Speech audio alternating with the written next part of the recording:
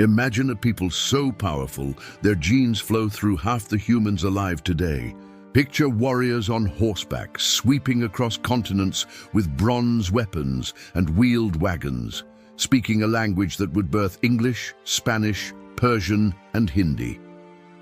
This is not mythology. This is history. Around 3,300 years before Christ, on the wind-swept grasslands north of the Black Sea, a culture emerged that would fundamentally transform human civilization. They called no place home permanently, yet their descendants inherited 3 continents. They built no great cities, yet they engineered a mobility revolution that changed warfare, trade, and human migration forever.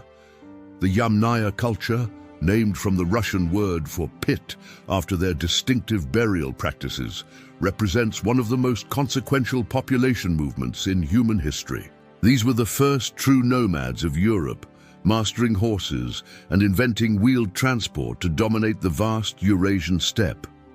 When they moved west into Europe around 3000 BC, they carried with them more than bronze weapons and domesticated animals. They brought a language, a worldview, and genetic material that would replace up to 75% of the male lineage in some European regions within mere centuries. Recent genetic studies published in 2024 and 2025 have revolutionized our understanding of these mysterious people.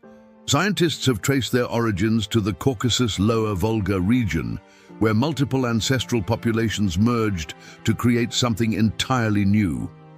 Through ancient DNA analysis of over 400 individuals, researchers have reconstructed not just where the Yamnaya came from, but how their explosive expansion reshaped the genetic and linguistic map of Eurasia.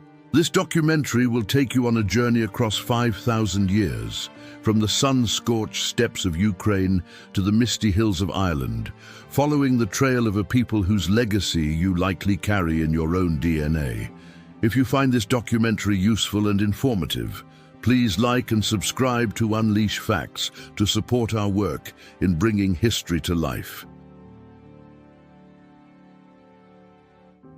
The story of the Yamnaya begins not with a single people, but with a convergence of populations on the Pontic-Caspian steppe. This vast grassland stretching from the Danube River to the Ural Mountains had witnessed human habitation for millennia before the Yamnaya emerged. By 6000 BC, diverse groups of hunter-gatherers had established themselves across this region, each adapted to their particular ecological niche in unique ways. The Eastern European hunter-gatherers dominated the northern steppes, descendants of Ice Age populations who had survived the harsh glacial conditions of Eurasia. Meanwhile, Caucasus hunter-gatherers occupied the southern regions, bringing with them distinct genetic signatures and cultural practices from the mountains and foothills. These two populations had lived in proximity for thousands of years, occasionally interacting, but largely maintaining separate identities and distinct territorial boundaries. Around 5000 BC, a revolutionary change swept across the Pontic-Caspian steppe that would set the stage for the Yamnaya emergence. Domesticated cattle, sheep and goats arrived from the Danube Valley, introduced by expanding farming communities from southeastern Europe and the Near East. The Khvalynsk culture, flourishing between 4700 and 3800 BC, represents one of the earliest steppe cultures. This culture emerged along the Middle Volga River, where communities began experimenting with a mixed economy, combining hunting, fishing, and animal husbandry.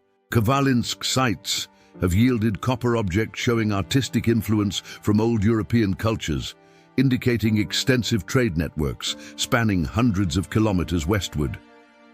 The appearance of sacrificed animals in Khvalynsk burials suggests that new religious rituals emerged following the introduction of domesticated herds from the west. Further west, the Sredny Stog culture developed between 4500 and 3500 BC in the Dnieper River basin. This culture is particularly significant because many scholars believe it represents a direct ancestor to the later Yamnaya cultural complex that dominated the steppes. Sredni Stog communities practiced a mixed economy of agriculture, pastoralism, and hunting, gradually developing the mobility strategies that would characterize steppe life. Archaeological evidence suggests these people were among the first to experiment with horseback riding, though this remains a subject of intense scholarly debate. Some Sredni Stog skeletons show bone modifications consistent with frequent horseback riding, particularly changes to the femur and pelvis indicating long-term stress. However, direct evidence of horse domestication before 3000 BC remains controversial, with some researchers arguing horses were initially kept only for meat. The climatic conditions of the Pontic-Caspian steppe played a crucial role in shaping the cultures that would eventually give birth to the Yamnaya. Between 4000 and 3500 BC, the climate became increasingly arid, making traditional farming increasingly difficult in many steppe regions. This environmental pressure encouraged communities to adopt more mobile pastoral strategies, following their herds across vast distances in search of fresh grazing lands. The steppe offered virtually limitless grasslands, but accessing them required solving fundamental problems of mobility, water transport, and social organization for movement. Communities that could move efficiently across these grasslands could exploit resources unavailable to settled farmers, creating new economic possibilities and competitive advantages. Around 3800 BC, two crucial technological innovations reached the Pontic-Caspian steppe that would revolutionize human mobility and capability. The wheeled wagon, invented in Mesopotamia, made its way northward through the Caucasus, arriving via the Mycop culture of the North Caucasus. Wheel-made pottery imported from Mesopotamia has been found in North Caucasian sites, indicating active trade routes connecting the steppe to advanced civilizations. A Mycop chieftain was buried wearing Mesopotamian symbols of power, including the paired lion and bull motif, demonstrating the prestige of southern connections. The late Khvalinsk and Repin cultures probably traded wool and possibly domesticated horses southward in exchange for these prized manufactured goods and innovations. The wheel transformed everything about steppe life, enabling the transport of heavy loads, water, and even portable dwellings across vast distances. Before the wagon, steppe populations were confined to river valleys where water was readily available, limiting their ability to exploit interior grasslands fully. With wagons, entire families could move into the heart of the steppe, carrying everything necessary for survival across hundreds of kilometers of grassland. This mobility revolution created the foundation for the Yamnaya way of life, allowing them to manage much larger herds across much greater territories. Recent genetic research published in 2024 has dramatically refined our understanding of exactly where and how the Yamnaya people originated from earlier populations. The study of 428 ancient individuals revealed 3 distinct genetic clines that converged to produce the Yamnaya population around 3000 BC.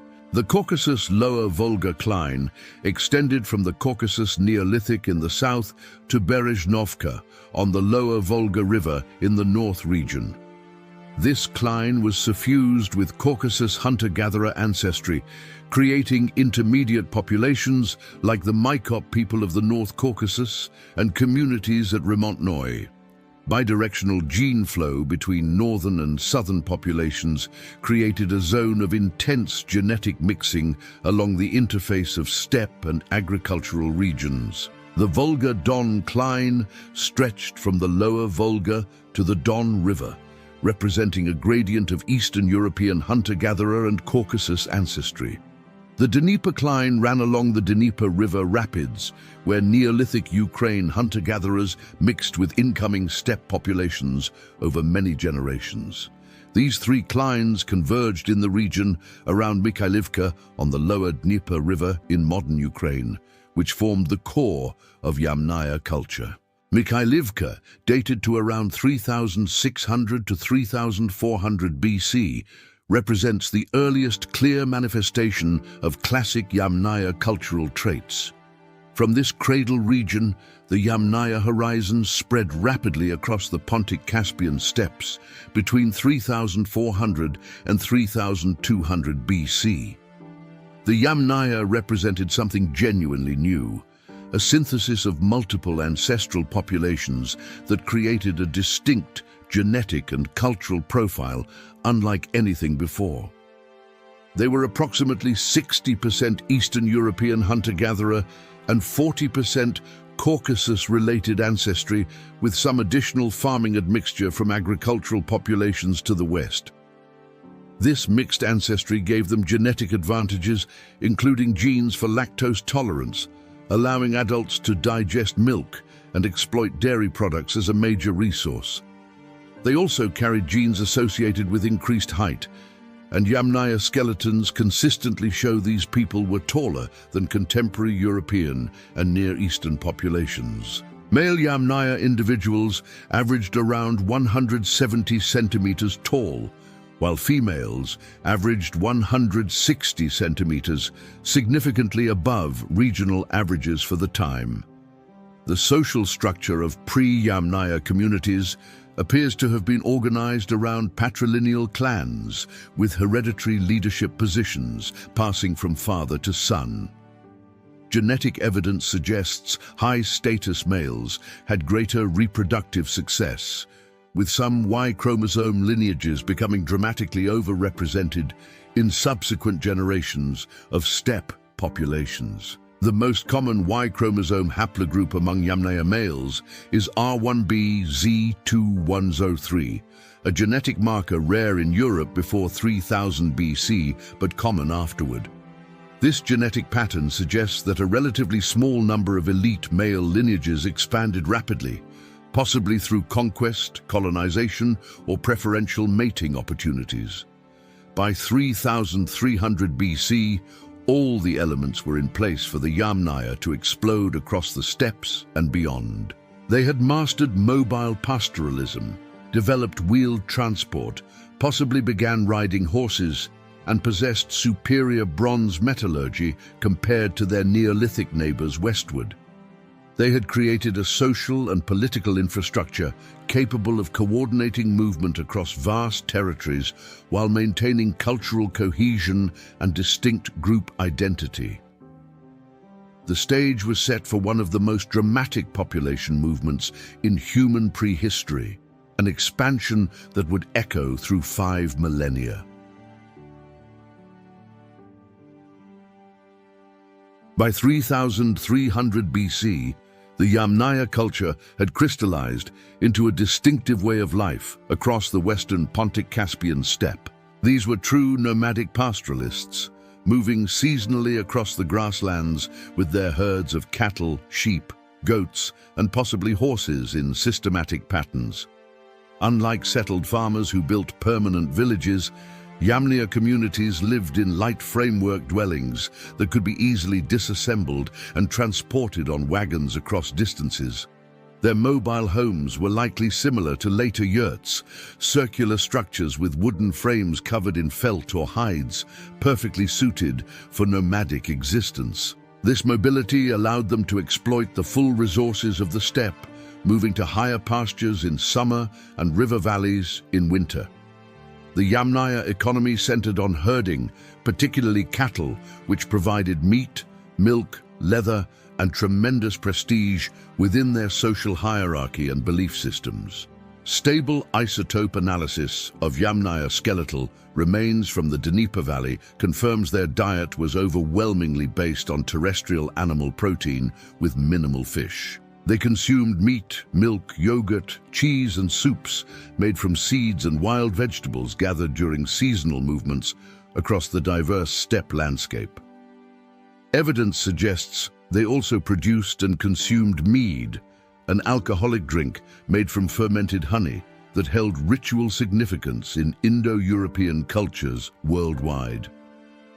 Dairy products were particularly important, and the Yamnaya carried genes for lactase persistence that allowed adults to digest milk throughout their lives efficiently. This gave them a crucial nutritional advantage, allowing them to extract more calories from their herds without necessarily slaughtering animals for meat alone. Metallurgy played an increasingly important role in Yamnaya society, with copper and early bronze objects becoming markers of status and technological sophistication.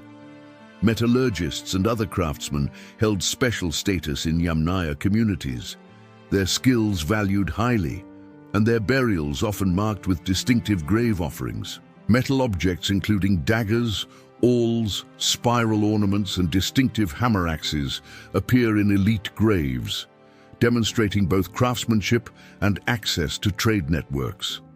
New metalworking technologies allowed the creation of harder, more durable tools and weapons that gave their owners significant advantages in both labor and conflict.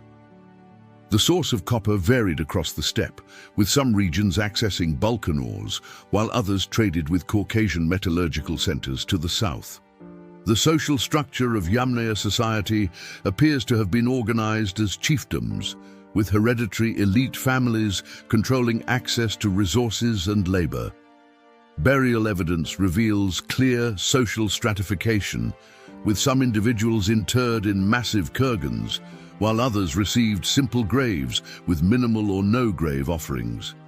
Elite males were buried with rich assemblages, including bronze weapons, ornaments, complete wooden wagons, and sacrificed animals, indicating high status and widespread respect. These high-status burials required tremendous communal labor to construct, suggesting chiefs could mobilize significant workforces through authority, kinship, or spiritual power. Some kurgans contained stratified sequences of graves, indicating these monuments served as focal points for elite lineages over multiple generations of continuous use.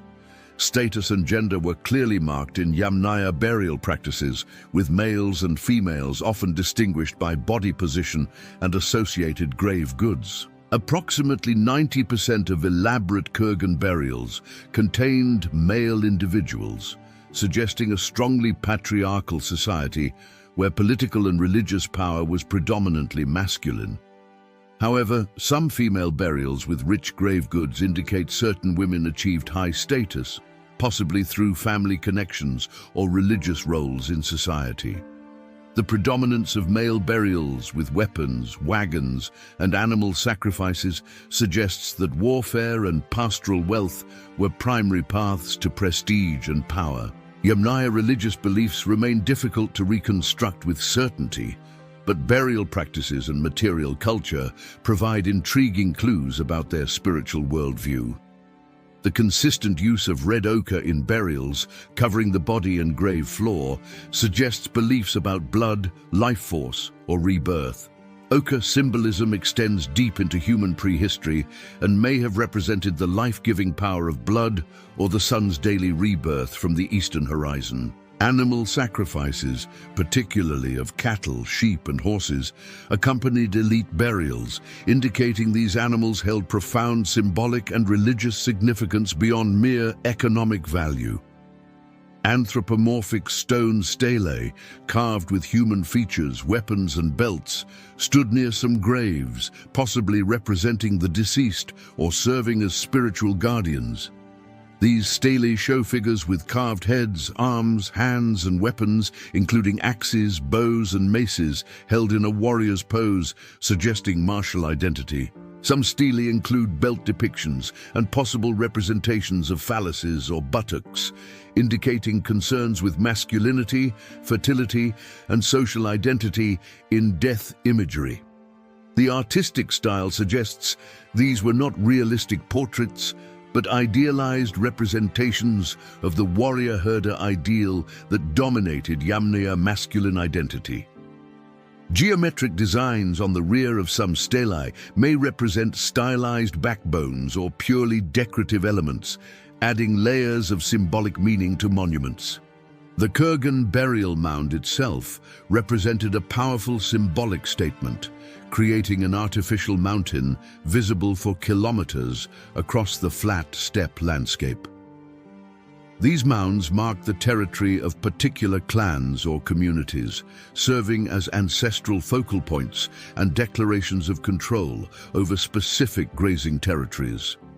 The construction of a kurgan required significant labor, indicating social cohesion and the ability of leaders to mobilize workers for monumental projects.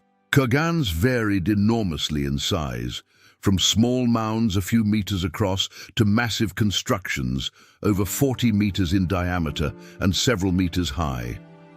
The largest kurgans required thousands of person-hours to construct, representing enormous investments of communal labor in honoring particular individuals or lineages.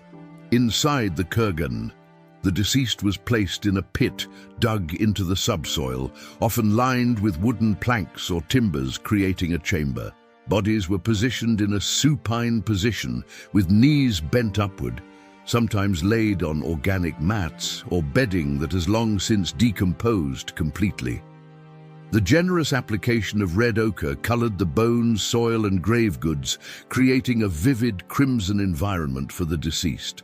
By 3200 BC, Yamnaya communities had established themselves across a vast territory stretching from Hungary to Kazakhstan, spanning over 4,000 kilometers. This rapid expansion was not a single migration event, but rather a gradual process of population growth, fission, and movement into adjacent territories. Genetic analysis reveals that core Yamnaya individuals, despite being spread across this enormous territory, remained remarkably genetically homogeneous throughout their expansion phase. This homogeneity suggests either very recent common ancestry, continued gene flow across vast distances, or both factors operating simultaneously to maintain genetic cohesion. The mechanisms of Yamnaya expansion remain subject to scholarly debate, with researchers proposing various models to explain their rapid spread across Eurasia. Some scholars emphasize warfare and conquest, pointing to the male-biased genetic contributions and the presence of weapons in a minority of burials. However, only approximately 10% of Yamnaya burials contained weapons, suggesting warfare may not have been as central as sometimes portrayed in popular narratives. Others emphasize more peaceful mechanisms, including intermarriage with local populations, gradual infiltration, technological superiority, and economic integration through trade and exchange networks. The truth likely involves multiple processes operating simultaneously, varying by region, time period, and local circumstances that differed across the vast Yamnaya horizon.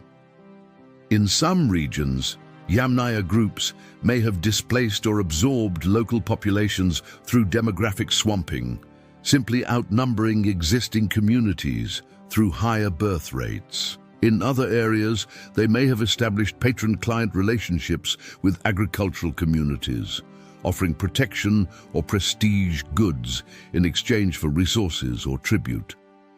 The Yamnaya possessed several clear advantages over contemporary populations, including superior mobility, more efficient exploitation of grassland resources, and advanced metallurgy. Their horses, if they were indeed riding them by this period, would have given them unprecedented speed and striking power in both hunting and conflict. Their wheeled wagons allowed them to maintain large herds far from water sources, accessing grazing lands unavailable to settled farmers or less mobile pastoralists. Their bronze weapons and tools were superior to the stone implements still common among many European farming communities, providing advantages in both work and war. Perhaps most importantly, their mobile lifestyle made them difficult to defeat or control, as they could simply move away from threats faster than sedentary populations. By 3100 BC, Yamnaya groups were probing westward beyond the steppe, making initial contacts with the late Tripilia culture of the forest steppe zone. The Tripilia, also known as Cucuteni Tripilia, represented one of the most developed Neolithic cultures of southeastern Europe, with large agricultural settlements and sophisticated pottery. However, around 3300 BC, the Tripilia culture began experiencing severe disruptions, with many of their largest settlements abandoned in rapid succession. The exact causes remain debated, but climate change, internal social stresses, and pressure from Yamnaya groups all likely contributed to Tripilia's rapid collapse. The Usatovo culture, developing around 3300 to 3000 BC at the Dniester River, represents a critical transitional zone between steppe and farming worlds. Usatovo sites show a remarkable blend of Tripilia agricultural traditions and Yamnaya pastoral elements, including early kurgans and steppe-style material culture innovations. Some scholars interpret Usatovo as representing steppe clans, who established patron-client relationships with Tripilia farming villages, gradually dominating them politically while absorbing elements. This pattern of cultural blending and elite domination may prefigure the processes that would occur repeatedly as Yamnaya groups expanded into agricultural regions westward. The stage was set for the Yamnaya to move beyond the steppe into the very heartland of Neolithic Europe, carrying their genes, language, and worldview. The old farming cultures that had dominated Europe for 3,000 years were showing signs of stress, vulnerability, and internal disruption from causes still debated. The Yamnaya, with their mobile lifestyle, bronze weapons, horses, and wagons, were poised to exploit these weaknesses and transform European society forever. What happened next would represent one of the most dramatic population replacements in human history, leaving genetic signatures visible in Europeans 5,000 years later.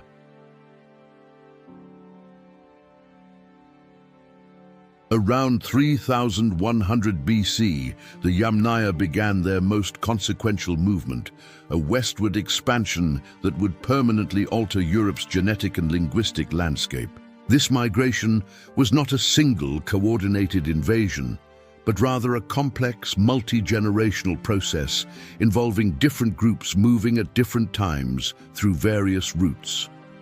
The earliest Yamnaya groups moved up the Danube Valley, following one of Europe's great rivers deep into the agricultural heartland of the continent. Archaeological evidence from the Danube Valley shows Yamnaya-style kurgans appearing between 3100 and 2800 BC, marking their territorial advance. These initial movements encountered diverse Neolithic farming populations who had occupied these regions for over 3,000 years, developing complex societies and extensive trade networks. The Neolithic Europeans had built impressive settlements, created sophisticated pottery traditions, and erected megalithic monuments, including stone circles and chambered tombs throughout the landscape.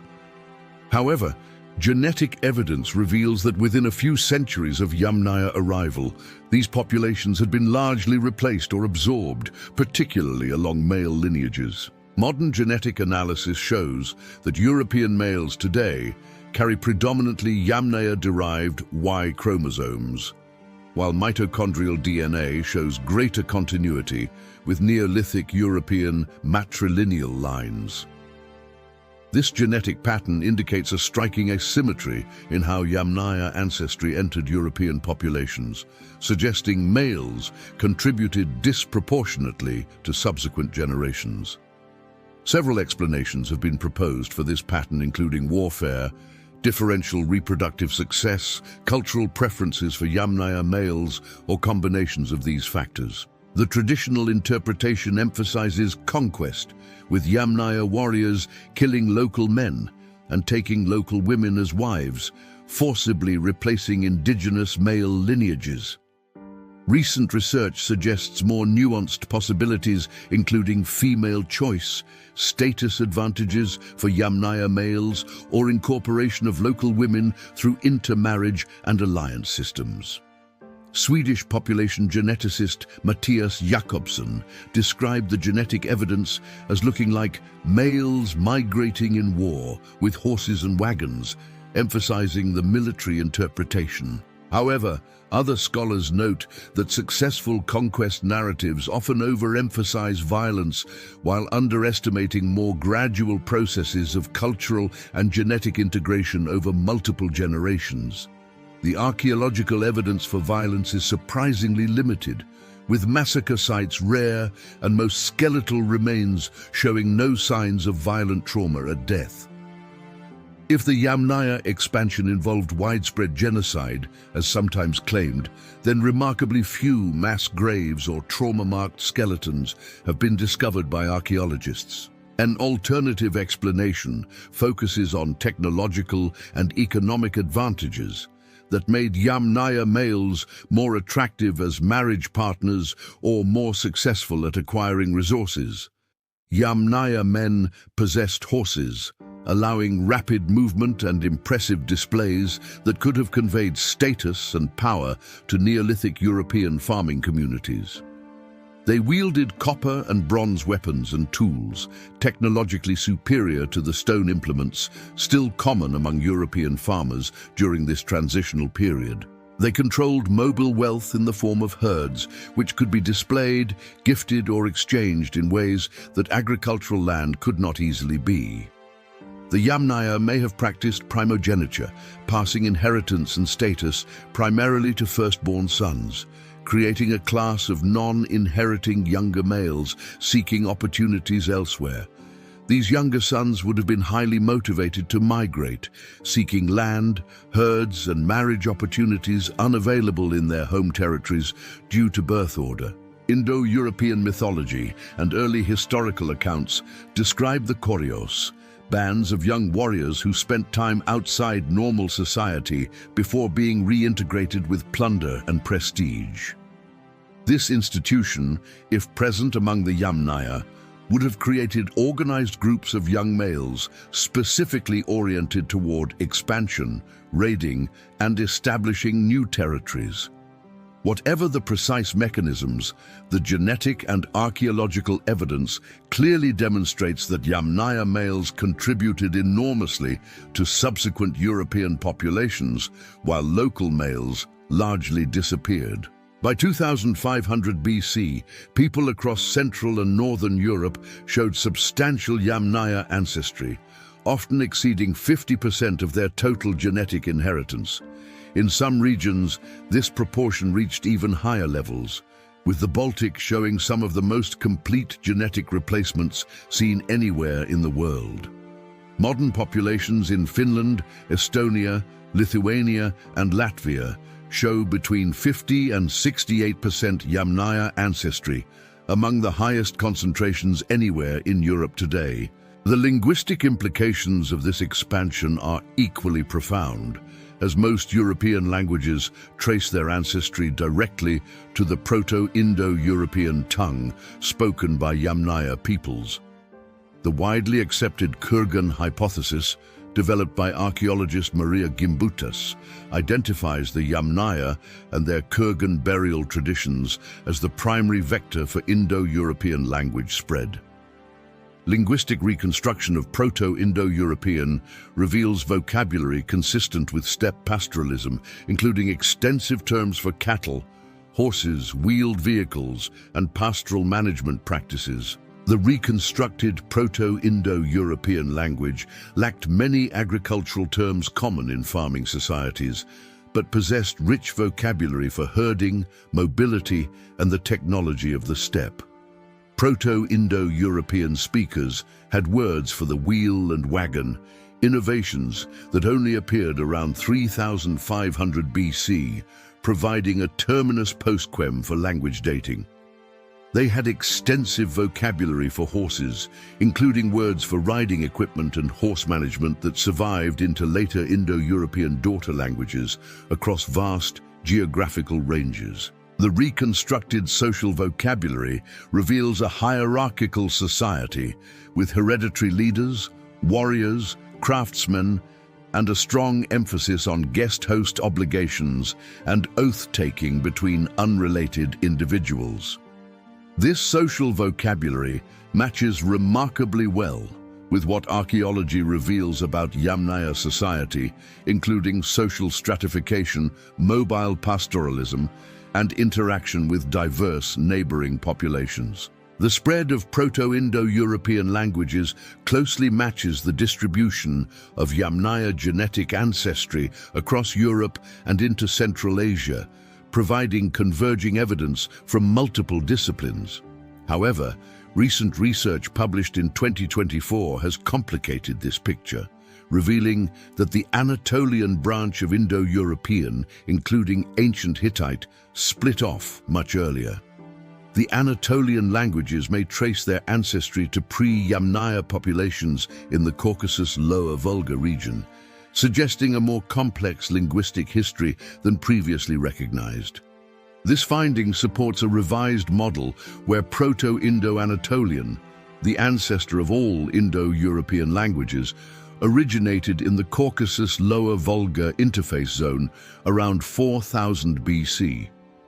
The Yamnaya would then represent speakers of late Proto-Indo-European, the ancestor of most Indo-European branches, except Anatolian, which had already diverged by this period. Around 3000 BC, several Yamnaya-derived cultures began emerging in regions adjacent to the core steppe zone, adapting Yamnaya cultural elements to local conditions. The corded ware culture appeared in northern and central Europe between 2900 and 2300 BC, showing clear genetic connections to Yamnaya. Corded ware people derived substantial ancestry from Yamnaya, but also incorporated significant genetic material from Neolithic European populations, particularly along female lineages showing local continuity. The corded ware culture is named for its distinctive pottery decorated with impressed cord patterns, contrasting with the relatively plain ceramics of classic Yamnaya. Corded ware communities practiced a mixed economy, combining pastoralism with agriculture, adapting to the forested environments of northern Europe, unlike the open steppe. Their burials show clear Yamnaya influence, including kurgan-style mounds, ochre use, and similar body positioning, though typically on a smaller scale than steppe kurgans. Interestingly, only about 10% of corded ware burials contained weapons, similar to Yamnaya proportions, and many axes show use wear from agricultural rather than combat use. This suggests that both Yamnaya and corded ware societies were less uniformly militaristic than popular narratives sometimes portray, with warfare important but not universally central. Further west, the Belbeka culture emerged around 2800 BC, showing genetic connections to both Yamnaya and local European populations in complex admixture patterns. Belbeka is named for its distinctive bell-shaped drinking vessels that appear in elite graves across Western Europe from Iberia to the British Isles. Belbeka people show varying amounts of Yamnaya ancestry depending on region, with Eastern Belbeka groups showing higher steppe ancestry than Western populations. By 2500 BC, people with substantial Yamnaya ancestry had reached Ireland and Britain, fundamentally transforming the genetic landscape of these Atlantic islands. In Britain, the genetic transformation was particularly dramatic, with over 90% replacement of the earlier Neolithic British population within a few centuries of Yamnaya-related arrival. The megaliths of Britain, including Stonehenge, were built by Neolithic farmers with Anatolian ancestry, but by 2500 BC, these populations had largely disappeared. Their replacements carried high levels of steppe ancestry and likely spoke early Celtic languages, ancestral to later Brythonic and Goidelic tongues spoken across the British Isles. Ireland, Scotland, Wales and England today show some of the highest proportions of Yamnaya ancestry in Europe, often exceeding 50% of total genetic inheritance. The question of how this genetic replacement occurred in Britain has generated intense scholarly debate, with explanations ranging from plague to climate change to conquest. Some researchers propose that plague, potentially including early strains of Yersinia pestis, may have devastated Neolithic populations, opening the islands to Yamnaya-related colonization. Ancient DNA evidence confirms that plague existed in Eurasia during this period, with the earliest known strains found in late Neolithic and Bronze Age individuals. However, no mass plague graves have been discovered, and the plague hypothesis remains speculative, requiring more direct evidence to confirm widespread epidemic mortality. The eastern frontier of Yamnaya expansion reached even further than the western edge, with Yamnaya-related populations spreading deep into Central Asia. The Afanasyevo culture, appearing in the Altai Mountains around 3,300 to 3000 BC, shows genetic identity with Western Yamnaya populations, despite 3,000 kilometers separation. This eastern migration is particularly remarkable because Afanasyevo people bypassed the Botai culture of Kazakhstan, earlier horse domesticators who show no genetic connection to Yamnaya. The Afanasyevo expansion represents an extraordinary feat of long-distance migration, carrying steppe culture and genetics across vast distances into entirely new environmental zones. Afanasyevo people are ancestral to later Tocharian speakers of Western China, whose Indo-European language was remarkably preserved in medieval manuscripts discovered in Xinjiang province. The Tocharian languages represent the easternmost branch of the Indo-European family, demonstrating how far Yamnaya linguistic and genetic influence ultimately extended across Eurasia. By 2500 BC, Yamnaya-related peoples occupied a territory stretching from Ireland to the Altai Mountains, an east-west span of nearly 8,000 kilometers. This expansion represents one of the most successful demographic and linguistic dispersals in human history, comparable in scale and impact to later historical migrations like the Arab conquests. The old Neolithic European world was gone, replaced by a new genetic, linguistic, and cultural dispensation that would shape European and Asian history for millennia to come.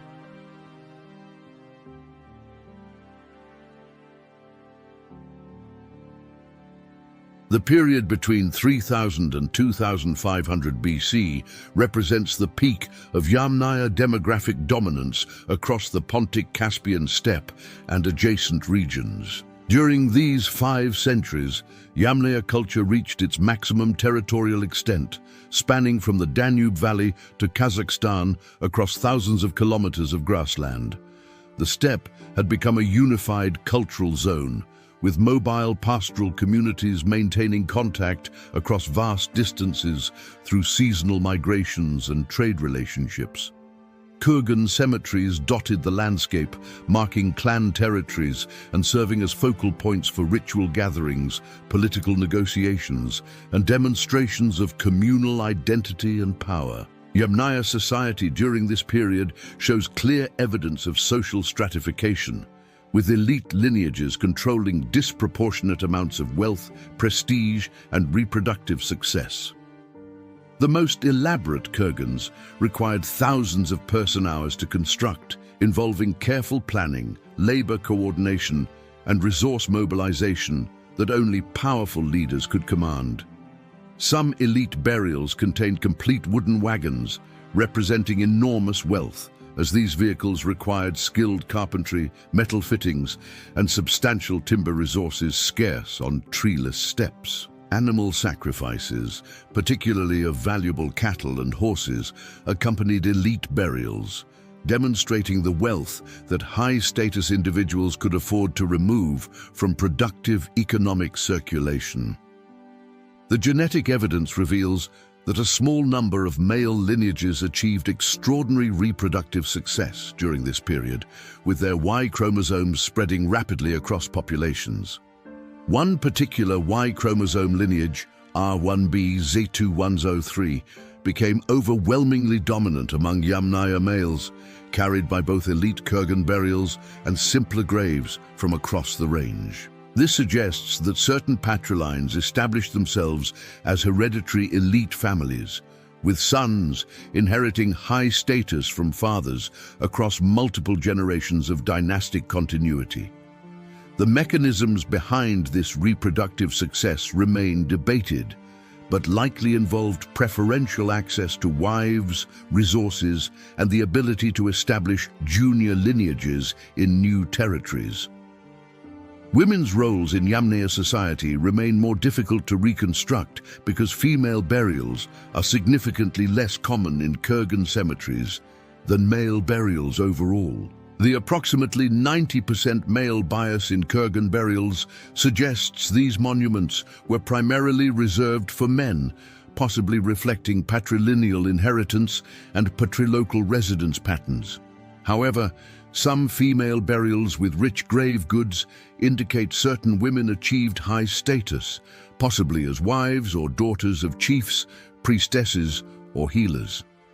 Genetic analysis reveals that while male lineages show dramatic expansion and replacement patterns, female lineages show greater continuity with local pre-Yamnaya populations in many regions. This pattern indicates that Yamnaya expansion involved Yamnaya males marrying local women, creating mixed populations that inherited Yamnaya culture and language through paternal lines. The persistence of local mitochondrial DNA lineages demonstrates that indigenous women's genetic contributions were preserved even as male lineages were replaced by Yamnaya Y chromosomes. This asymmetric gene flow suggests a society where males moved more frequently than females, possibly raiding, trading, or migrating, while women remained more tied to specific territories. Alternatively, it could reflect systematic incorporation of local women through marriage alliances, bride capture, or other mechanisms that brought outside females into Yamnaya family structures. The question of Yamnaya warfare capabilities and practices remains contentious among scholars, with evidence supporting both peaceful and violent interpretations of their expansion simultaneously. Traditional archaeological emphasis on weapons in elite burials led to characterizations of Yamnaya as fierce warriors whose military superiority enabled their demographic expansion across continents. However, detailed analysis reveals that only approximately 10% of Yamnaya burials contained weapons, suggesting warfare may not have been as universally central as sometimes portrayed. The weapons found in graves include bronze daggers, stone maces, bone arrowheads, and occasional hammer axes, representing a formidable but not overwhelming martial assemblage.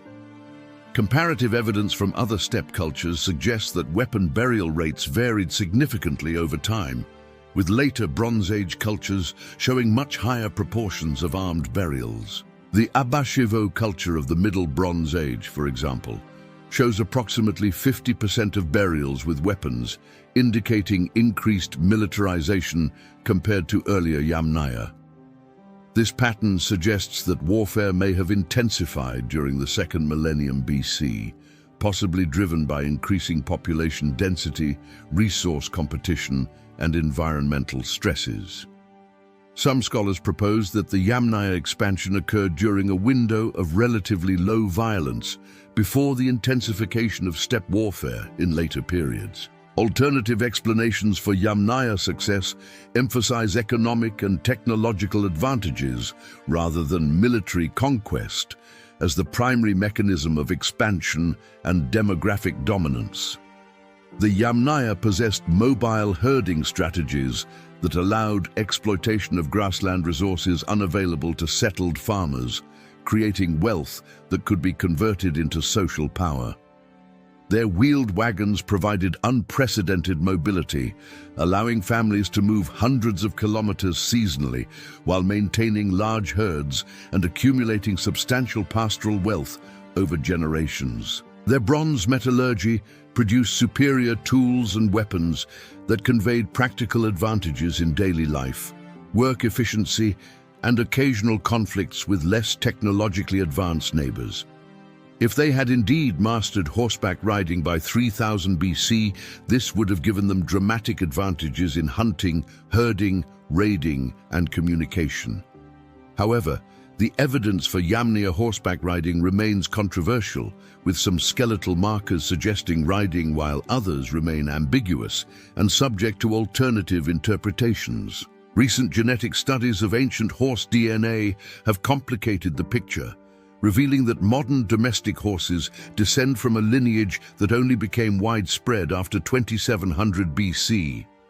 The Botai culture of Kazakhstan domesticated horses around 3500 BC, but their horses were ancestral to modern Przewalski's horses, not today's domestic breeds.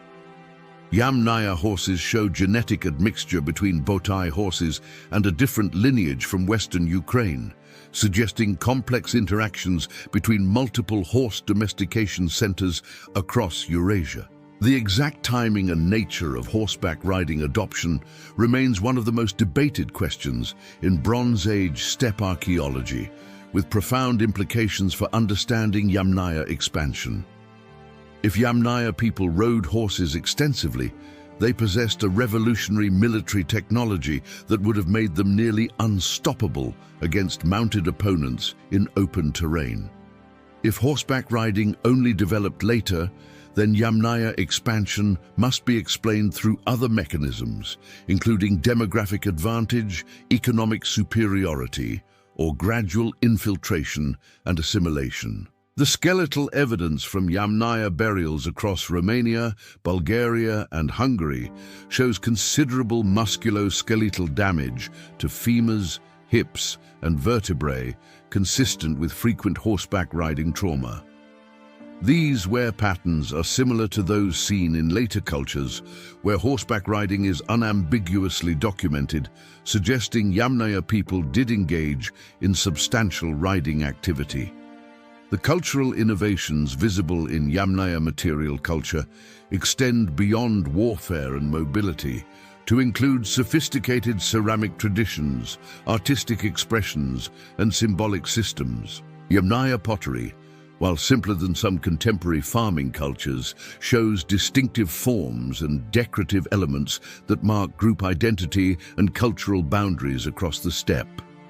Some vessels show cord impressions similar to later corded ware pottery, suggesting cultural continuities that would persist as Yamnaya-descended groups moved into forested European regions. Anthropomorphic stelae represent remarkable artistic achievements.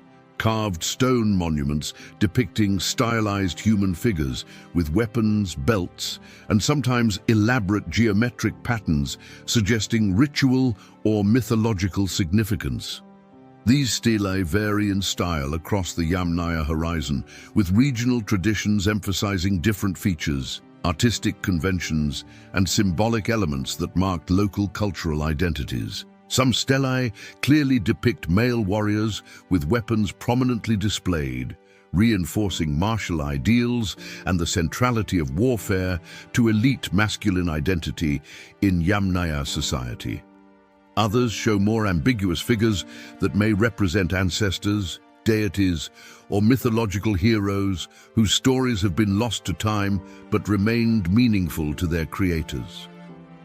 The positioning of stelae near graves suggests they served as markers, monuments, or perhaps spiritual guardians, protecting the deceased in the afterlife or mediating between worlds. The role of ritual and religion in Yamnaya society extends beyond burial practices to encompass their entire worldview and understanding of the cosmos and humanity's place within it.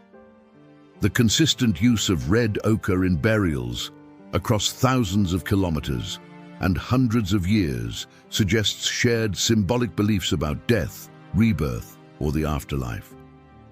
Animal sacrifices, particularly of cattle, sheep, and horses, indicate these animals held profound sacred significance beyond their obvious economic value as sources of meat, milk, and labor. Cattle in particular appear frequently in Indo-European mythology and ritual, often associated with wealth, sacrifice, and divine favor across widely separated descendant cultures from India to Ireland.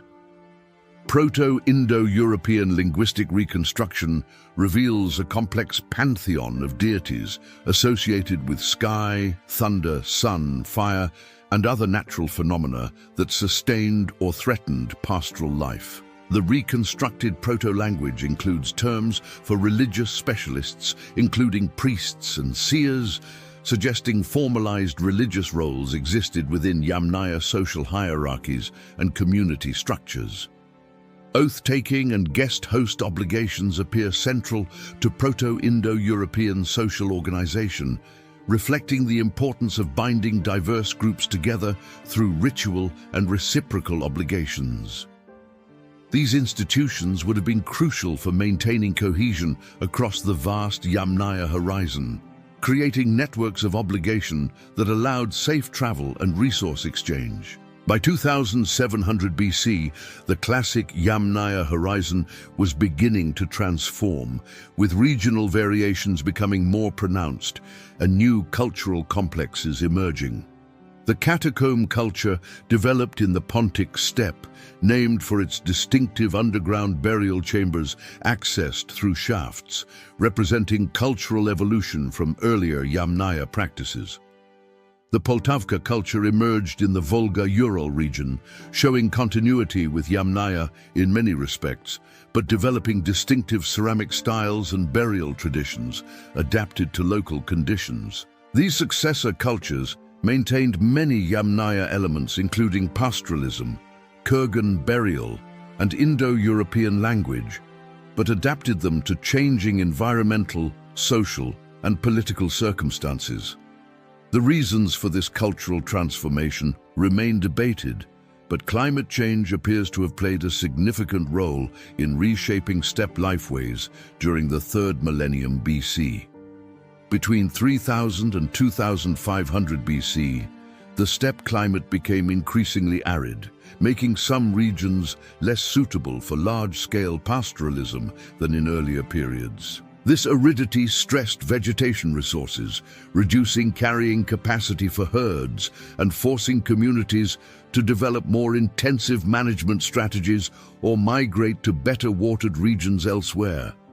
The environmental pressures may have intensified competition between groups, leading to increased warfare, fortification of settlements, and consolidation of populations in defensible or resource-rich locations. The peak of Yamnaya culture was passing, but their legacy would endure through the descendant cultures and populations that carried their genes and languages across continents.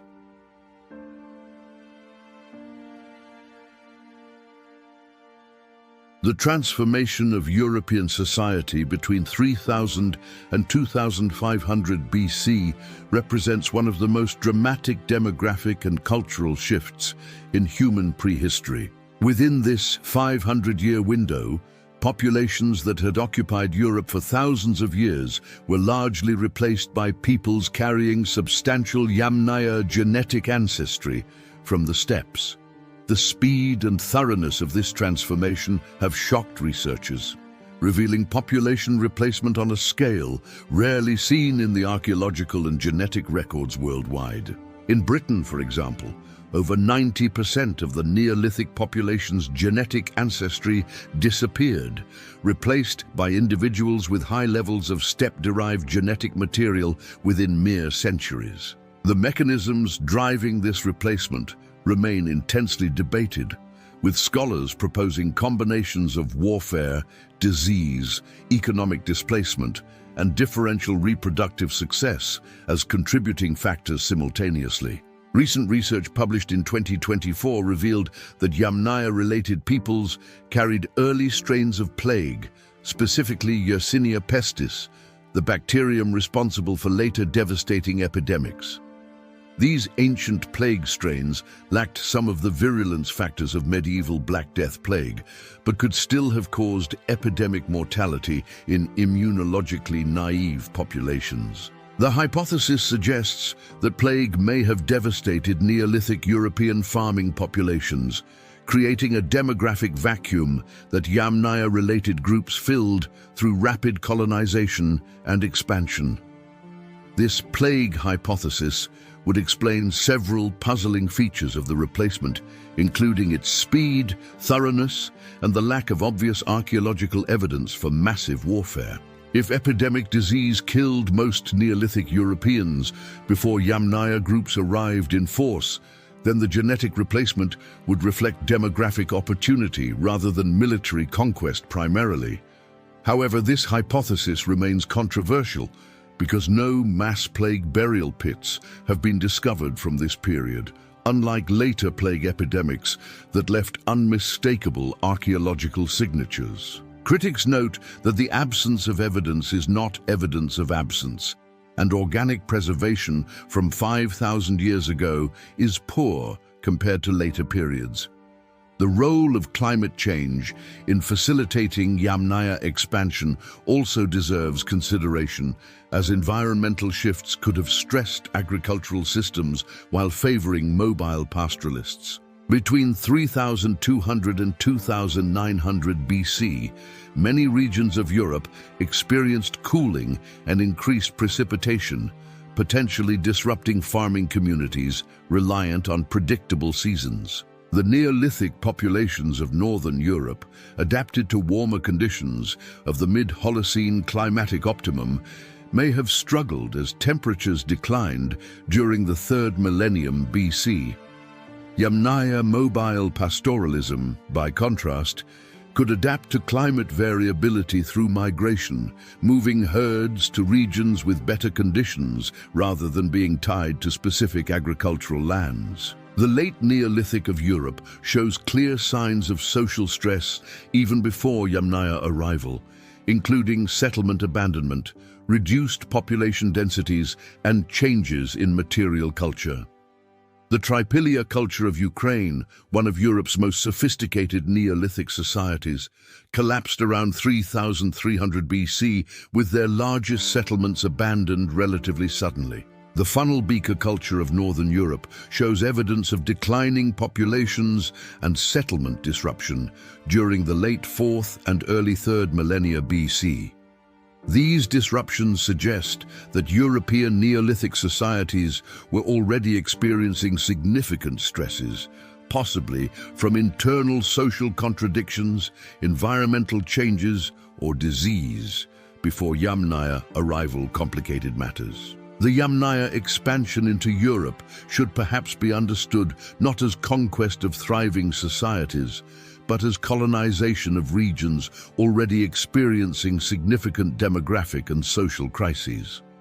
This interpretation makes the genetic replacement more comprehensible, as weakened populations would have been less able to resist newcomers regardless of whether arrival was peaceful or violent. However, the genetic evidence of male-biased replacement still requires explanation, as it suggests specifically male lineages were replaced while female lineages showed greater continuity with earlier populations. One possibility is that Yamnaya males, possessing horses, bronze weapons, and mobile wealth, enjoyed significant status advantages when intermarrying with local European farming communities over generations. Local women may have preferentially married Yamnaya men, attracted by their technological advantages, exotic origins, or the prestige associated with steppe warrior culture and pastoral wealth. Over multiple generations, this preferential mating could produce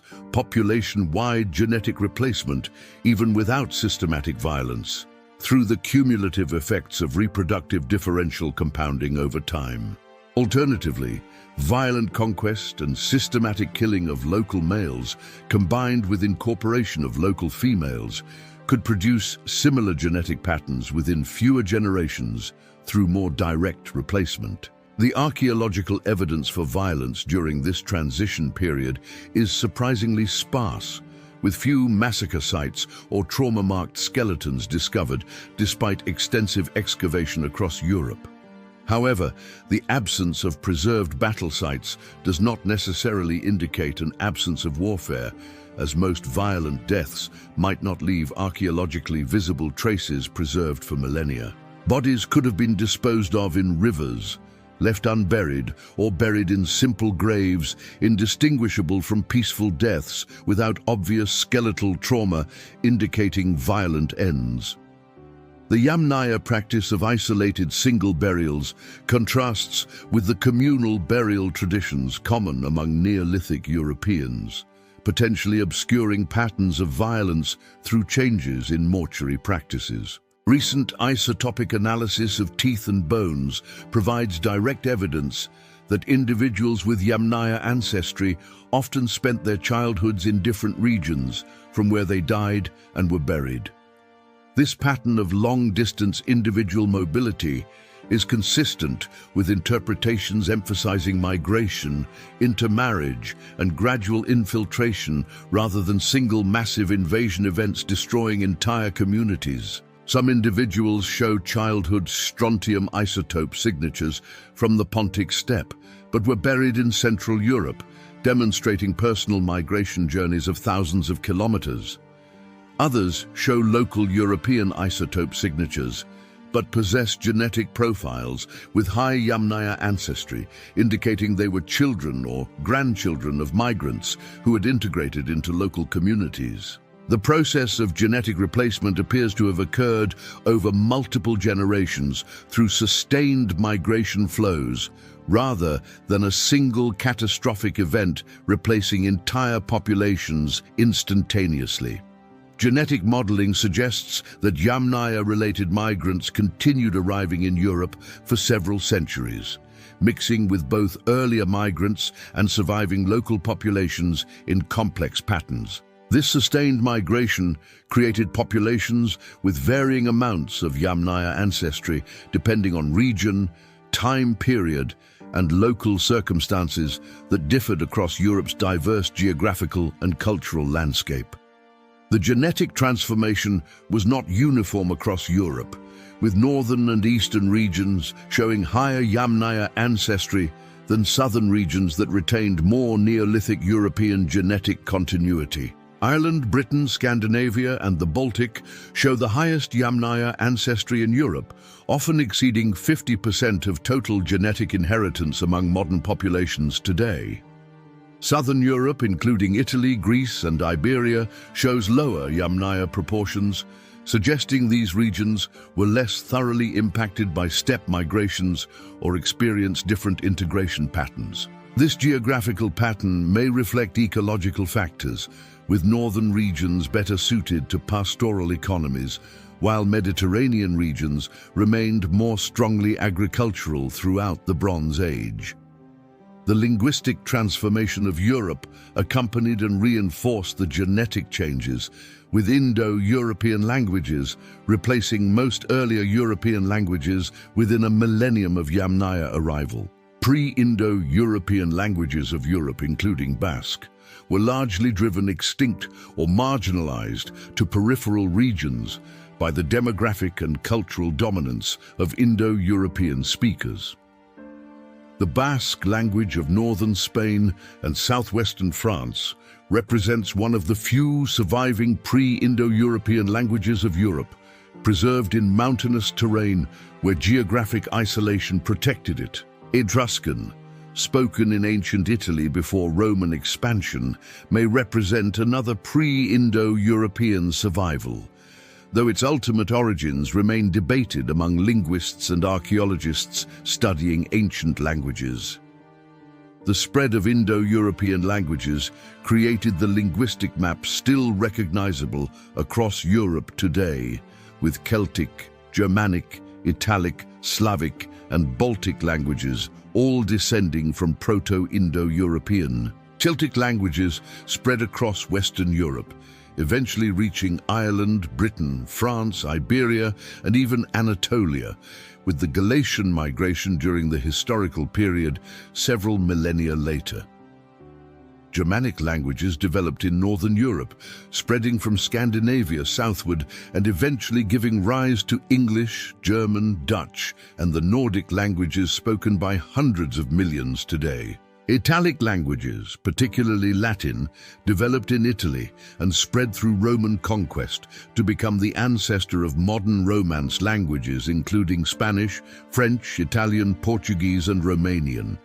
Slavic and Baltic languages developed in Eastern Europe, with Slavic eventually spreading across a vast territory from the Balkans to Siberia through medieval and early modern migrations. Greek, developing in the southern Balkans, shows early separation from other Indo-European branches, possibly reflecting the earliest Yamnaya incursions into southeastern Europe around 3000 BC.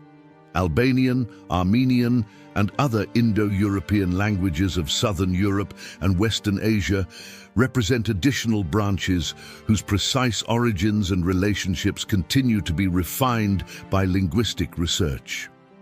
The Indo-European language family today includes over 400 living languages spoken by nearly 3 billion people, roughly half of humanity, across 6 continents and countless cultures. This linguistic dominance stems directly from the Yamnaya expansion of the 3rd millennium BC, making them arguably the most linguistically influential population in human history measured by descendants. The grammar, vocabulary, and sound systems of these languages, despite 5,000 years of divergence and change, still retain recognizable traces of their common steppe origin. Comparative linguistic reconstruction can identify words that have descended with modifications from Proto-Indo-European into daughter languages, revealing ancient cultural connections persisting across vast temporal and spatial distances. Words for father, mother, brother, sister, and other kinship terms show remarkable similarities across Indo-European languages, indicating the importance of family structure in Proto-Indo-European society.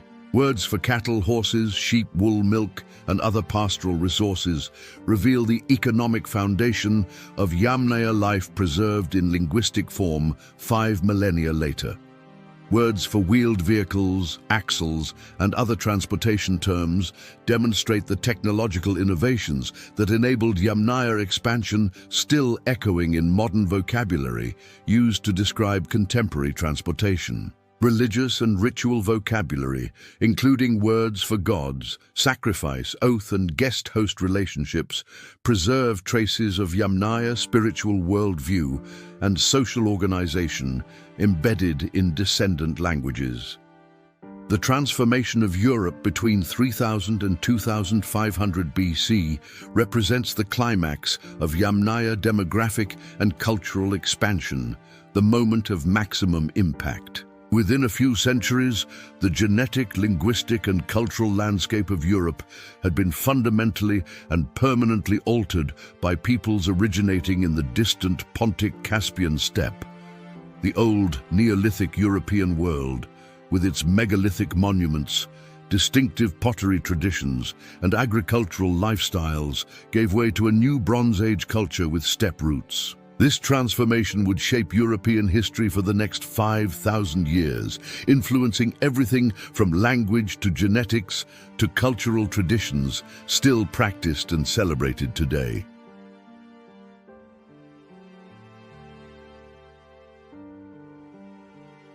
By 2500 BC, the immediate phase of Yamnaya expansion had largely concluded, but the consequences were only beginning to unfold across Europe.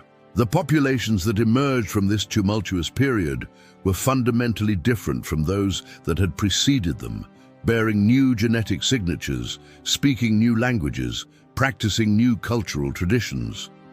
These post-Yamnaya populations would themselves undergo further transformations, giving rise to the diverse Bronze Age cultures that archaeologists have documented across Europe and Western Asia. The corded ware culture represents one of the most important and widespread of these successor cultures, spanning from the Rhine to the Volga across Central and Northern Europe.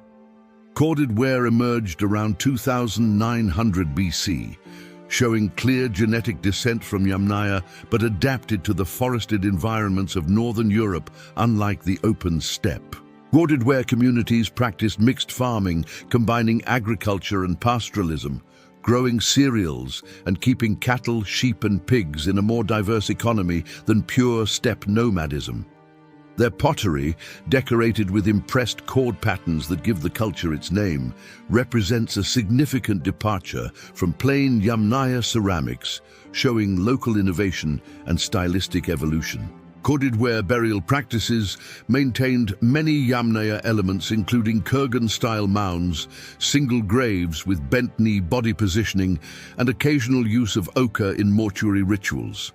However, corded ware society appears to have been somewhat less hierarchical than classic Yamnaya, with smaller burial mounds and less extreme differentiation between elite and common graves. Weapons appear in approximately 10% of corded ware burials, similar to Yamnaya proportions, though use ware analysis reveals many axes were primarily agricultural tools rather than weapons. This pattern suggests that both cultures maintained similar social structures, where warfare was important but not universally central to all individuals' social identities or daily activities.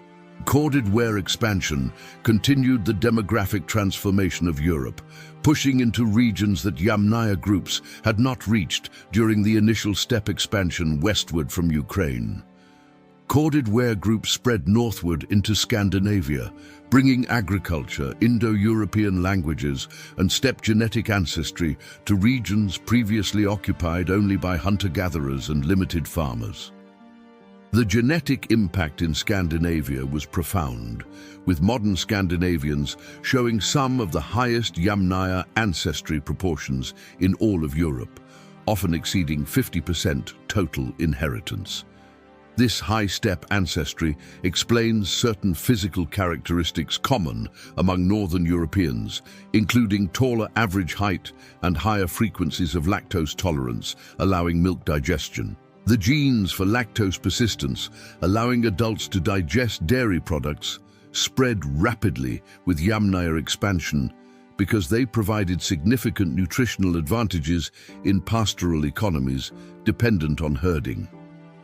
The bell beaker culture represents another major Bronze Age phenomenon emerging from the Yamnaya expansion, though its relationship to Yamnaya is more complex than corded ware. Bell beaker appeared around 2800 BC in Western Europe, characterized by distinctive bell-shaped pottery vessels, archery equipment, and copper metallurgy spreading rapidly. Bell beaker genetic profiles vary significantly by region, with Western groups showing less steppe ancestry than Eastern bell beaker populations closer to corded ware territories. In Britain and Ireland, bell beaker arrival around 2500 BC coincided with the dramatic genetic replacement that saw over 90% of Neolithic ancestry disappear rapidly. British bell beaker individuals carry high levels of steppe ancestry, clearly descending from populations that trace their origins back through corded ware to Yamnaya steppe communities. These newcomers likely spoke early Celtic languages, ancestral to the later Brythonic and Goidelic tongues that would dominate the British Isles for millennia until Anglo-Saxon arrivals. The megaliths of Britain, including Stonehenge, Avebury, and countless other monuments, were built by Neolithic peoples, but these populations largely disappeared with bell beaker arrival. The builders of Stonehenge's final phase, adding the bluestones from Wales, may have already been bell beaker people with steppe ancestry rather than the monument's original creators. The transformation of Britain represents perhaps the most dramatic example of population replacement associated with Yamnaya expansion anywhere in Europe, nearly complete genetic turnover within centuries. Irish populations today show similarly high steppe ancestry, indicating the genetic revolution extended across the Irish Sea to encompass all the Atlantic islands of northwestern Europe.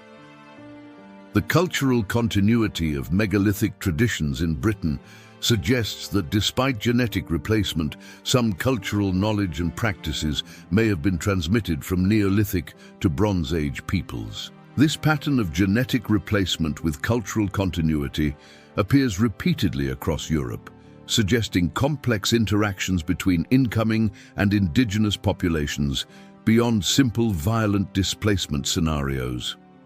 In Central Europe, the Unetici culture emerged around 2300 BC, representing a sophisticated Bronze Age society with extensive trade networks and advanced metallurgy.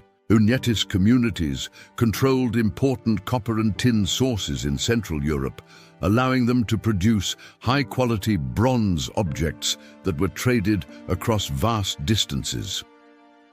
The genetic profiles of Unetis individuals show substantial corded-ware ancestry, linking them directly to the Yamnaya expansion through their corded-ware cultural and genetic ancestors. Unetis society was clearly stratified, with wealthy graves containing elaborate bronze weapons, ornaments, and trade goods demonstrating access to long-distance exchange networks spanning hundreds of kilometers.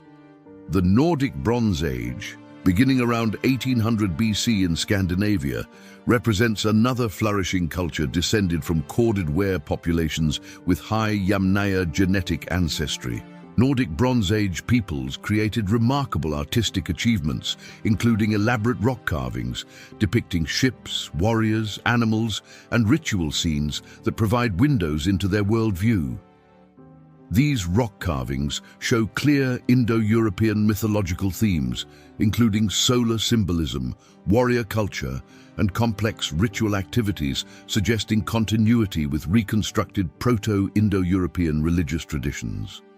The Nordic Bronze Age had extensive maritime trade connections with Mediterranean civilizations, importing bronze, gold, and amber that was highly prized by southern elites for millennia. Further east on the steppe, successor cultures to the Yamnaya continued developing distinct regional traditions while maintaining mobile pastoral economies and kurgan burial practices. The catacomb culture, emerging around 2700 BC in the western steppe, was named for its distinctive underground burial chambers accessed through vertical shafts dug deep. Catacomb burials show continuity with Yamnaya practices including ochre use and animal sacrifices, but represent architectural elaboration of earlier, simpler pit grave traditions over time.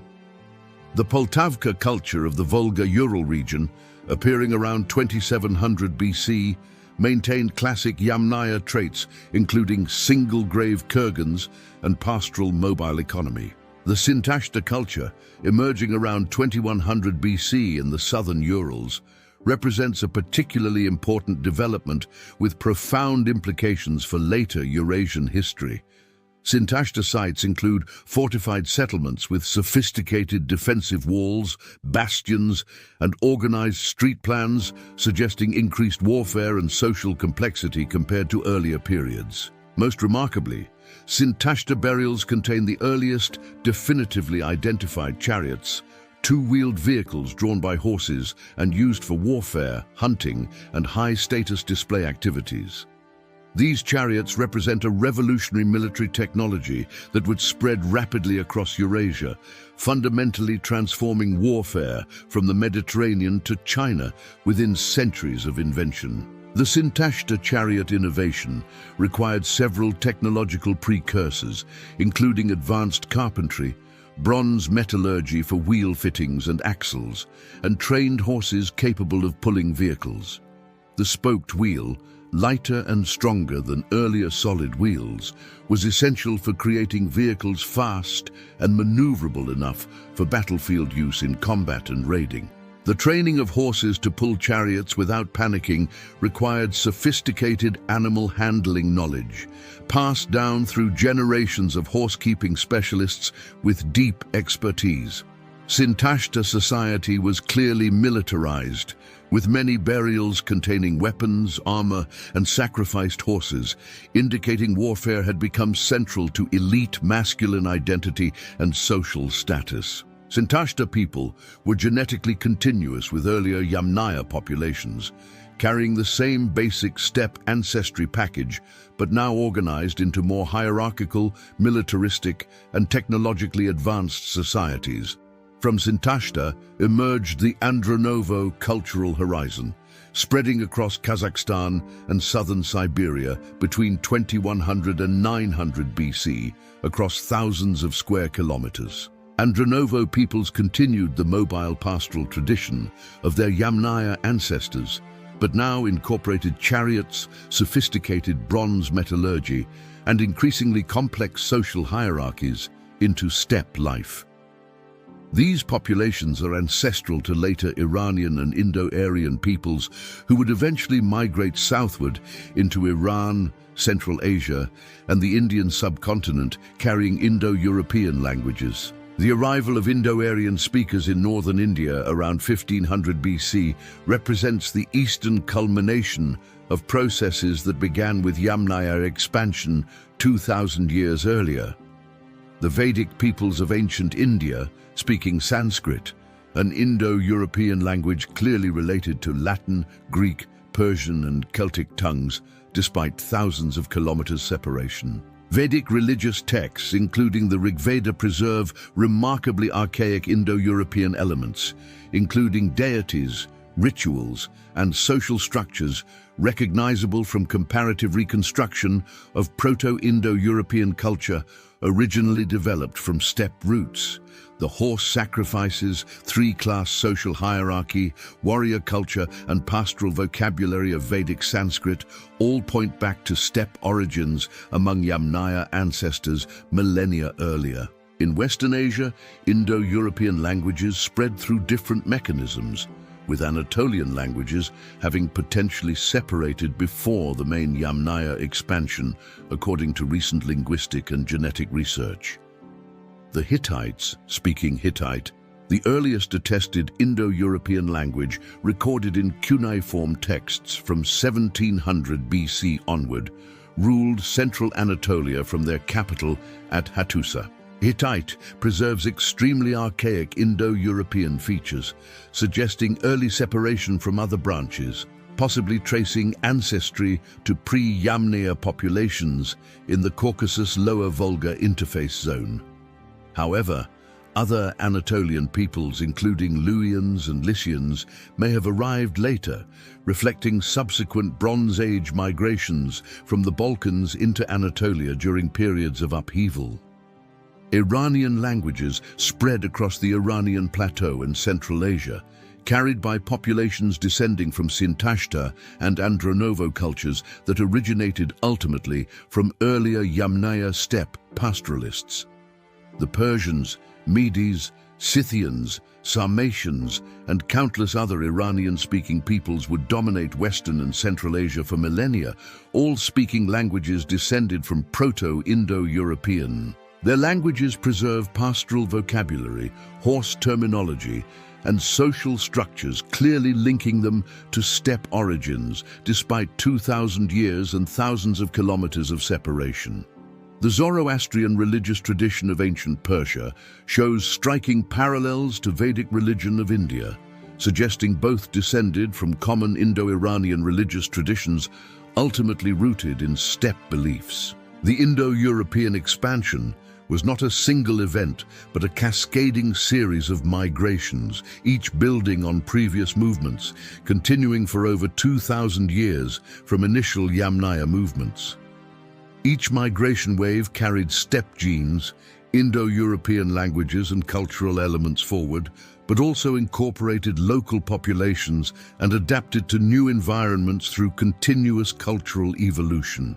By 1000 BC, Indo-European speakers occupied territories stretching from Ireland to India, from Scandinavia to Anatolia, encompassing dozens of distinct cultures and hundreds of millions of people.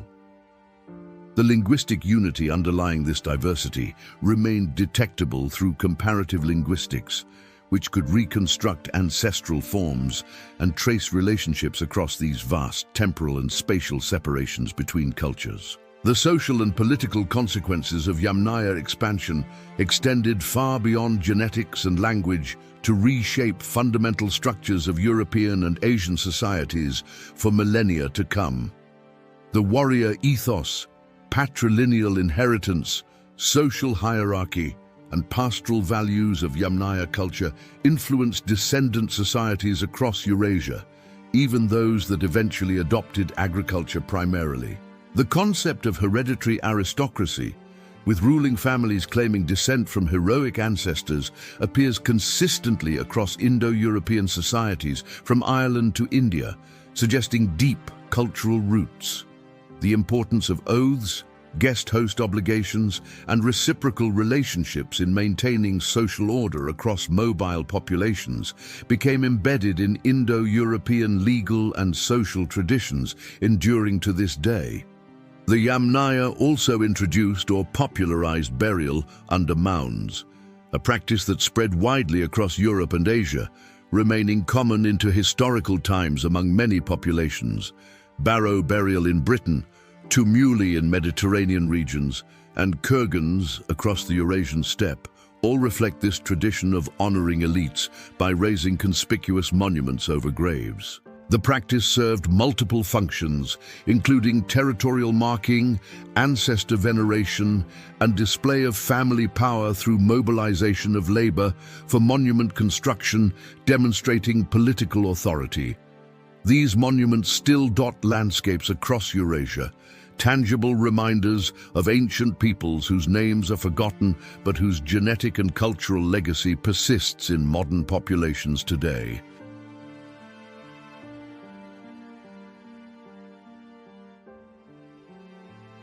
The long-term impact of the Yamnaya expansion on human history cannot be overstated, representing one of the most consequential demographic events in the human past. Their expansion set in motion linguistic, genetic, and cultural processes that continue shaping modern societies 5,000 years after their initial movements from the Pontic-Caspian steppe. Today, nearly half of humanity speaks languages descended from the Proto-Indo-European tongue that Yamnaya peoples carried westward, eastward, and southward from their steppe homeland centuries ago. English, Spanish, Hindi, Bengali, Russian, Portuguese, German, French, Farsi, and hundreds of other languages all trace their ancestry to a common source among Yamnaya ancestors.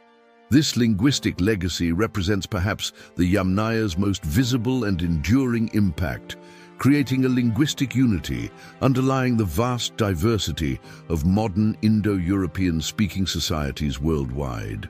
A Spanish speaker and a Hindi speaker, despite speaking mutually unintelligible languages today, are both using words descended from common Proto-Indo-European roots, separated by 5,000 years.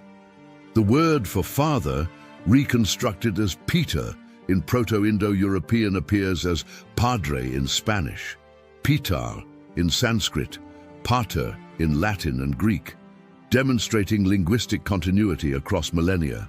Similarly, words for mother, brother, sister, daughter, and son show recognizable similarities across Indo-European languages, preserving traces of Yamnaya kinship terminology in modern vocabulary used daily. The genetic legacy of the Yamnaya is equally profound, with roughly half of European ancestry and significant proportions of Asian ancestry tracing back to steppe populations. Modern Europeans carry between 30 and 60% Yamnaya ancestry, depending on region, with highest proportions in northern and eastern Europe and lower levels in southern regions. This genetic inheritance includes not just neutral markers, but functional genes affecting height, lactose tolerance, immune responses, and other traits subject to natural selection over millennia. The ability of many Europeans to digest milk as adults stems directly from genes that became common during Yamnaya expansion, providing nutritional advantages in dairy-dependent pastoral economies. Genes associated with increased height, which became common in European populations during the Bronze Age, also trace partially to steppe ancestry from Yamnaya and related populations. The average height of Yamnaya individuals exceeded that of contemporary European farmers, and this height advantage persisted in their descendants, influencing modern European populations measurably today. However, genetics is complex, and modern traits result from thousands of genes interacting with environmental factors, so attributing any single trait solely to Yamnaya ancestry oversimplifies reality. Nonetheless, the genetic transformation of Europe and Asia during the 3rd millennium BC fundamentally altered the human gene pool in ways still detectable and measurable through modern science. The cultural legacy of the Yamnaya includes social structures, religious concepts, mythological themes, and value systems that spread with Indo-European languages across continents and remained influential.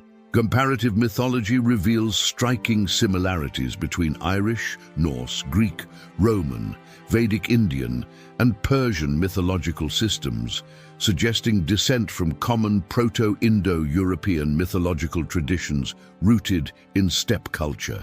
The concept of a sky father deity appears across Indo-European cultures including Zeus, Jupiter, Dyaus Peter, Tyre and others, all deriving from reconstructed Proto-Indo-European Dyaus Peter, meaning sky father. Mythological themes including the hero's quest, dragon slaying, divine twins, and the world tree appear repeatedly across Indo-European traditions, suggesting descent from common ancestral narratives and belief systems. The three-function hypothesis proposed by scholar Georges Dumézil suggests Proto-Indo-European society was ideologically organized around three functions: priests, warriors, and producers of food and wealth. This tripartite structure appears across Indo-European societies, from Vedic India's Brahmins, Kshatriyas, Vaishyas, to medieval Europe's clergy, nobility, commoners, suggesting deep ideological roots in steppe social organization. Whether this represents genuine social structure from Yamnaya times or later ideological elaboration remains debated, but the widespread pattern suggests some form of ancient common origin. The emphasis on warrior values, martial prowess, and heroic individual achievement in Indo-European literature from Homer to the Mahabharata may reflect Yamnaya cultural priorities persisting across millennia. The institution of guest-host obligations, where travelers receive protection and hospitality that creates binding reciprocal obligations, appears prominently across Indo-European societies from Ireland to India.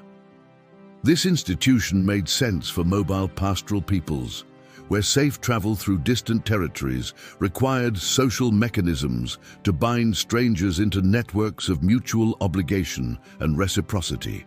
The importance of oaths, sworn bonds, and verbal contracts in Indo-European legal traditions may similarly reflect the needs of mobile societies maintaining cohesion through interpersonal commitments. These social technologies, developed for steppe conditions, prove flexible enough to adapt to agricultural, urban, and eventually industrial societies while retaining recognizable core features across transformations. The Yamnaya expansion and its consequences have been studied from multiple scholarly perspectives, with interpretations varying significantly depending on theoretical frameworks and disciplinary approaches employed by researchers. Traditional archaeological interpretations emphasized migration and invasion, seeing Yamnaya expansion as warrior conquests that violently displaced earlier populations and imposed their culture through military force. This interpretation dominated mid-20th century archaeology, when migration was accepted as a primary mechanism of cultural change, before processual archaeology emphasized local development over migration. During the late 20th century, many archaeologists became skeptical of migration explanations, preferring to interpret cultural changes as resulting from local evolution rather than population movements. The genetic revolution of the early 21st century has vindicated migration interpretations in many cases, demonstrating that large-scale population movements did occur in prehistory and left detectable traces. The Yamnaya expansion represents one of the clearest examples of migration-driven change, where genetic, linguistic, and archaeological evidence converge to demonstrate massive population replacement within centuries. However, even as migration is now accepted, debates continue about mechanisms, with scholars divided between violent conquest interpretations and more peaceful models, emphasizing gradual integration and intermarriage. Recent scholarship increasingly emphasizes complexity and regional variation, recognizing that different processes likely operated in different regions and time periods across the vast territories affected by expansion. Some scholars have criticized the use of genetic evidence in archaeology, arguing it promotes biological determinism and oversimplifies complex cultural processes into simple genetic narratives. Others worry that narratives of violent conquest by pastoralist warriors could be misappropriated by modern nationalist or racist ideologies seeking historical justification for contemporary political agendas. These concerns are legitimate, and researchers studying ancient migrations must be careful not to impose modern political categories onto prehistoric populations or draw unwarranted contemporary parallels. The Yamnaya were not white, European, or Aryan in any modern sense, and their expansion has no implications for contemporary debates about race, ethnicity, or immigration. In India, the arrival of Indo-Aryan speakers from the steppe has been particularly contentious, intersecting with modern politics, religious nationalism, and debates about Indian identity and origins. Some Indian scholars and activists reject the idea that Vedic culture originated outside India, proposing indigenous origins for Indo-European languages and denying significant migration from the north. However, genetic evidence increasingly supports the traditional model of Indo-Aryan arrival from Central Asia around 1500 BC, consistent with linguistic and archaeological evidence accumulated over 2 centuries. Modern Indians are a mixture of ancestral populations, including indigenous hunter-gatherers, Indus Valley civilization farmers, and later arriving steppe pastoralists who brought Indo-European languages and cultural elements. This complex ancestry should be celebrated as demonstrating India's rich heritage, drawing on multiple ancient sources, not rejected because one component originated outside the subcontinent in Central Asia.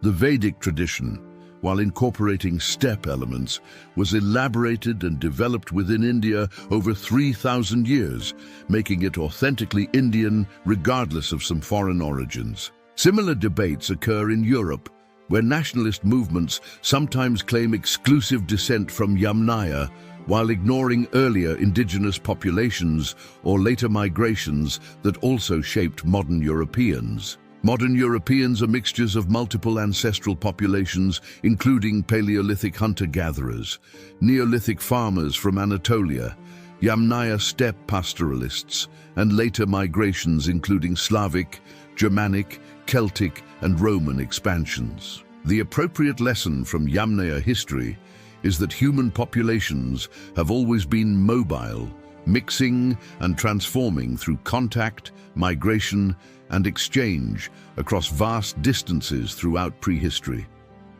The idea of pure, unmixed ethnic populations is a modern myth contradicted by genetic evidence, demonstrating that all human populations result from mixing of earlier diverse groups. The Yamnaya themselves were a mixture, combining Eastern European hunter-gatherers, Caucasus populations, and some Neolithic farmer ancestry into their distinctive genetic profile before expanding outward from the steppe.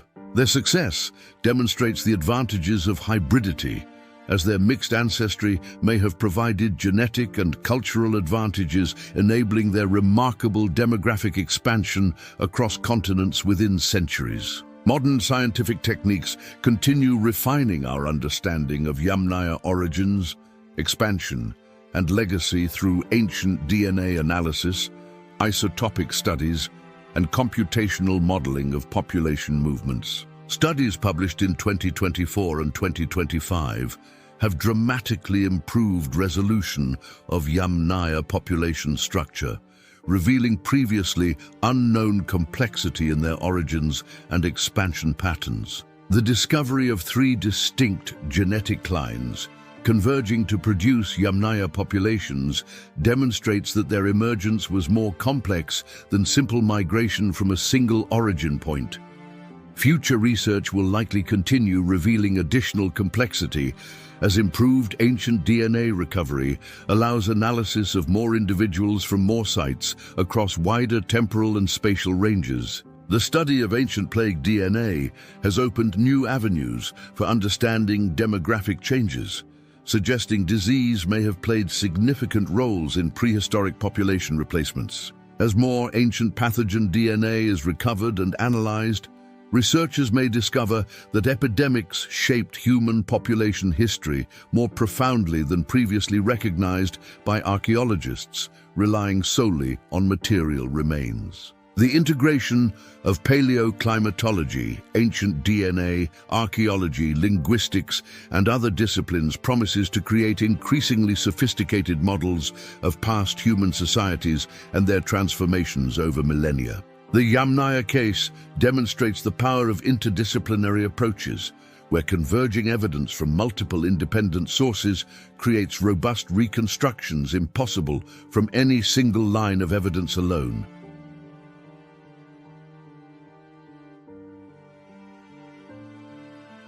As we reach the conclusion of this journey through 5,000 years of history, the Yamnaya emerge as one of the most consequential populations in human experience. From their origins in the Pontic-Caspian steppe, they expanded to shape the genetic, linguistic, and cultural landscape of Europe and Asia in ways still profoundly visible today.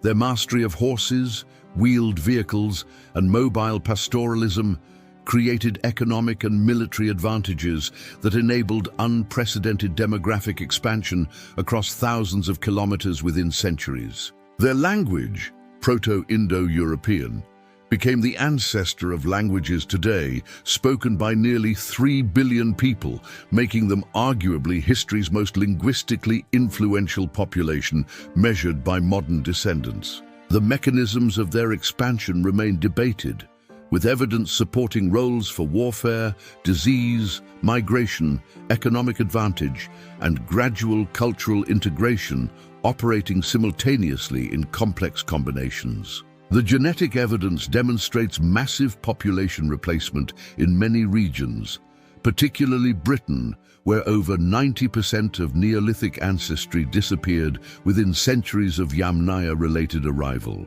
The male-biased nature of this replacement suggests patrilineal social structures and possibly differential reproductive success between Yamnaya males and local populations through various mechanisms over multiple generations. Whether this resulted primarily from violent conquest, plague-driven demographic collapse, or more peaceful processes of intermarriage and gradual integration, continues to generate scholarly debate and research. What remains undeniable is that by 2000 BC, Europe had been fundamentally transformed, with new populations speaking Indo-European languages dominating regions where Neolithic farmers flourished. These Bronze Age populations carried substantial Yamnaya genetic ancestry, maintained cultural practices derived from steppe traditions, and spoke languages descended from Proto-Indo-European, originally spoken on steppes. From these populations emerged the Celtic, Germanic, Italic, Slavic, Baltic, and Greek peoples, whose descendants would shape European and world history for the next 4 millennia. The cultural traditions they inherited from their Yamnaya ancestors, including patrilineal inheritance, warrior values, hierarchical social structures, and particular mythological themes, influenced European societies for millennia despite transformations. In Asia, The eastern expansion of Yamnaya-related populations had equally profound consequences, introducing Indo-European languages to Iran, Central Asia, and eventually the Indian subcontinent through successive migrations. The Sintashta culture's invention of the war chariot around 2100 BC revolutionized warfare across Eurasia, spreading rapidly and transforming military practices from Egypt to China. Iranian and Indo-Aryan languages spread across vast territories, carried by populations descending from Sintashta and Andronovo cultures that themselves descended from earlier Yamnaya steppe pastoralists. The Vedic civilization of ancient India, Zoroastrian Persia, and countless other Asian societies spoke languages and practiced traditions, ultimately tracing ancestry to Yamnaya cultural origins thousands of years earlier. The Yamnaya legacy extends beyond genetics and language to include technological innovations, whose impacts reverberated across millennia of subsequent human history and development worldwide. The wheeled vehicle, while invented in Mesopotamia, was adapted by steppe peoples for mobile pastoralism, creating the foundation for subsequent developments in transportation, trade, and warfare. The war chariot, developed by Sintashta descendants of Yamnaya, dominated Bronze Age warfare for over a millennium before cavalry emerged as the next revolutionary military innovation. The domestication and riding of horses, whether achieved by Yamnaya or their immediate predecessors, fundamentally transformed human capabilities in transportation, communication, and military power for over 4 millennia. These technological innovations spread far beyond their steppe origins, adopted by civilizations from Egypt to China, demonstrating how steppe innovations influenced the entire Eurasian world system. The horse remained humanity's primary means of rapid land transportation until the 19th century AD, over 5,000 years after its likely initial domestication near the Pontic-Caspian steppe. Cavalry dominated warfare from the Iron Age through the early modern period, with horse archers from the steppe repeatedly threatening or conquering sedentary civilizations throughout Eurasian history. The Scythians, Sarmatians, Huns, Avars, Magyars, Mongols, and countless other steppe peoples continued patterns established by their Yamnaya ancestors, using mobility and mounted warfare to dominate settled populations. This long-term pattern of steppe influence on Eurasian history continued into the second millennium AD, with Mongol conquests under Chinggis Khan representing perhaps the culmination of processes.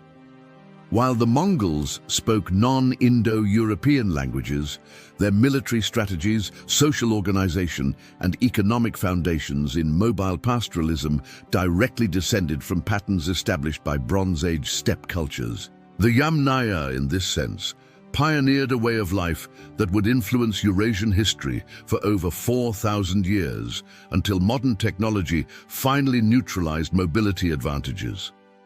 Only with railroads, telegraphs, and modern firearms did sedentary civilizations finally gain decisive advantages over steppe nomads, ending a pattern dating to Yamnaya times and before. The study of the Yamnaya offers important lessons for understanding human history more broadly, demonstrating the complex interplay of genetics, culture, language, technology, and environment in shaping societies.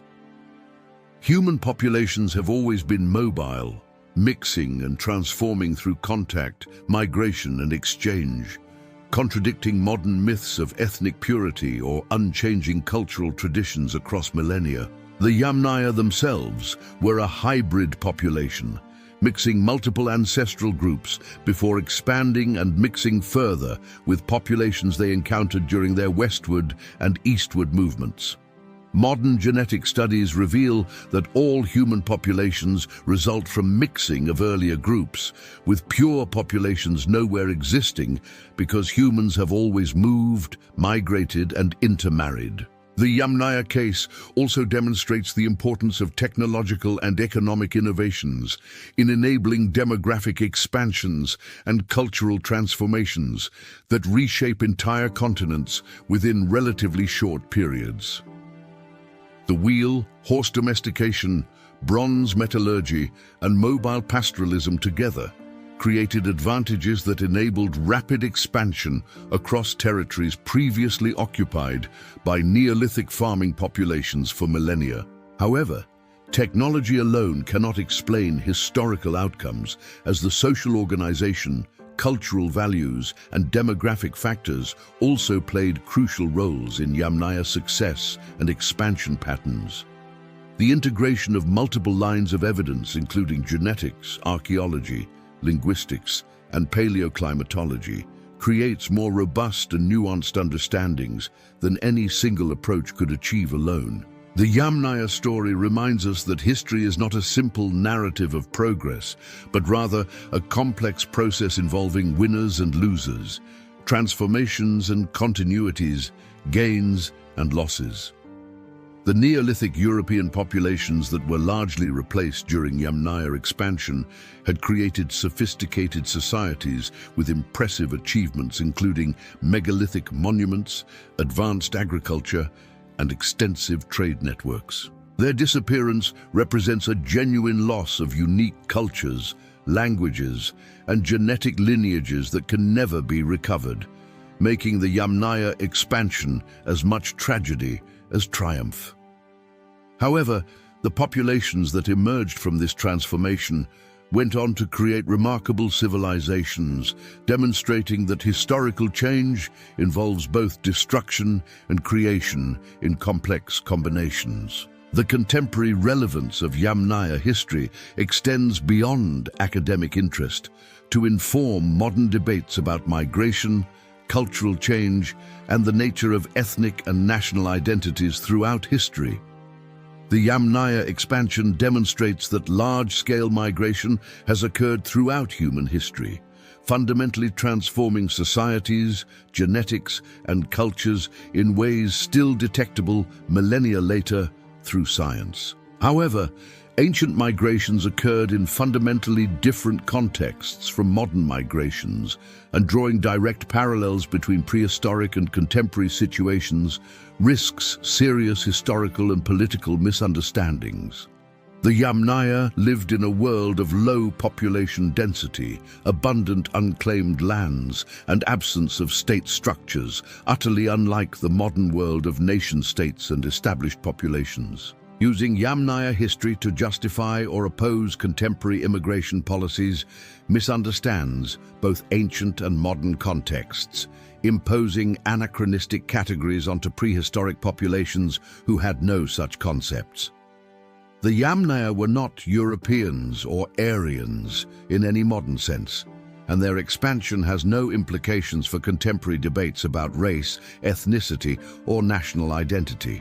Modern populations claiming descent from Yamnaya are also descended from multiple other ancestral groups, making exclusive identification with any single ancient population scientifically and historically unjustified.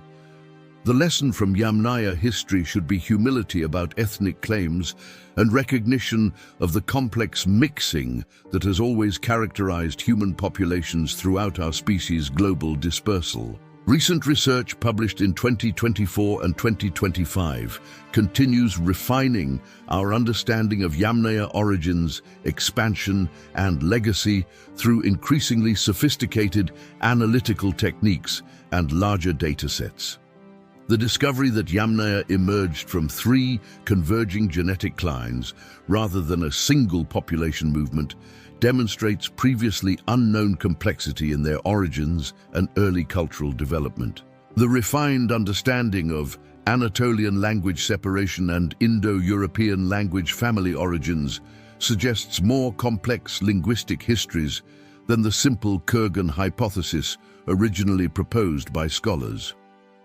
Future research will undoubtedly reveal additional complexities, surprises, and revisions to current models as new techniques, discoveries, and analytical methods become available to researchers studying ancient populations. The Yamnaya story is ultimately a human story, about real people who lived, loved, struggled, and died on the windswept steppes 5,000 years ago. They were not mythological superhumans, but ordinary people responding to opportunities and challenges presented by their environment, technology, and social circumstances with ingenuity and adaptability. Their decisions, innovations, and movements set in motion processes that would shape human history for millennia, demonstrating how individual and collective human actions can have unintended consequences. Every person alive today who speaks an Indo-European language carries Yamnaya genetic ancestry or participates in cultural traditions with Indo-European roots, inherits something from these ancient steppe peoples. In reconstructing their story through archaeology, genetics, linguistics, and other sciences, we connect ourselves to ancestors from whom we are separated by 5,000 years, but to whom we nonetheless owe. We speak words they spoke, carry genes they carried, and live in a world they helped create through their movements, innovations, and cultural transmission across vast distances and time. The Yamnaya remind us that human history is not separate from our present, but rather continuously shapes who we are, how we live, and the possibilities available to future generations. Understanding our ancestors, including the Yamnaya, helps us understand ourselves and our place in the long arc of human history, spanning hundreds of thousands of years across continents. From the Pontic-Caspian steppe 5,000 years ago, the Yamnaya emerged as mobile pastoralists who mastered horses, invented wheeled transport, and developed a way of life suited perfectly to grasslands. Their expansion between 3000 and 2500 BC fundamentally transformed Europe and Asia genetically, linguistically, and culturally in ways still profoundly visible in modern populations worldwide. Nearly half of humanity today speaks languages descended from their Proto-Indo-European tongue, carrying forward linguistic traditions originating in kurgan burials and seasonal migrations across windswept grasslands. Europeans and many Asians carry substantial Yamnaya genetic ancestry, inheriting genes that affect height, lactose tolerance, and other traits subject to natural selection over 5,000 years of evolution.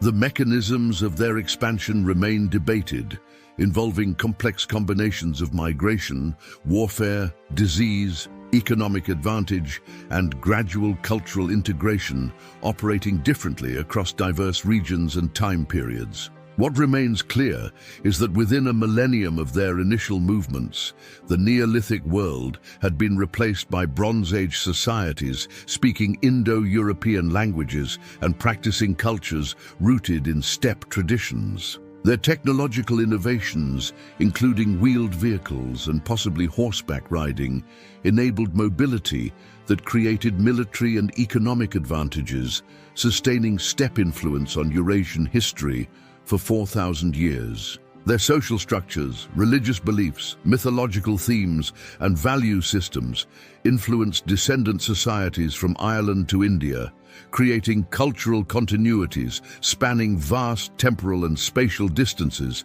between civilizations. The Yamnaya story teaches us that human populations have always been mobile, mixing and transforming through contact, contradicting modern myths of ethnic purity or unchanging cultural traditions. It demonstrates the power of technological innovation to enable demographic expansions that reshape entire continents within centuries when combined with favorable environmental, social, and demographic circumstances. It reveals the complexity of historical processes where multiple causal factors interact in ways impossible to reduce to simple narratives of inevitable progress or violent conquest alone. Most importantly, it connects us to ancestors whose lives, choices, and movements continue shaping our world, 5,000 years later, through languages, genes, and cultural traditions we inherit unknowingly. As you go about your day speaking English, Spanish, Hindi, or any other Indo-European language, remember that you are speaking words descended from Yamnaya ancestors on the steppe. When you drink milk as an adult, remember that you may carry Yamnaya genes enabling lactose tolerance that spread because they provided advantages in pastoral economies dependent on herding. When you encounter mythological themes of sky fathers, heroic warriors, or sacred cattle, remember these may trace ultimately to steppe origins among peoples who lived by herding across grasslands.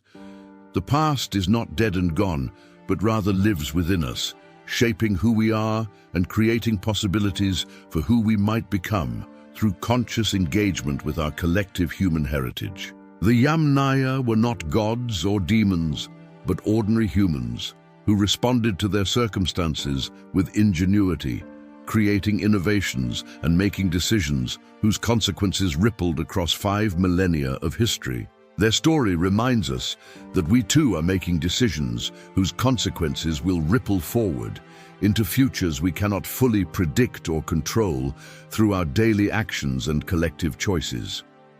Understanding how the Yamnaya shaped our world helps us understand how we are shaping the world our descendants will inherit, for better or worse, through our current actions and decisions. History is not merely the study of dead people and ancient events, but rather an ongoing conversation between past, present, and future, in which we are all participants, whether we recognize it.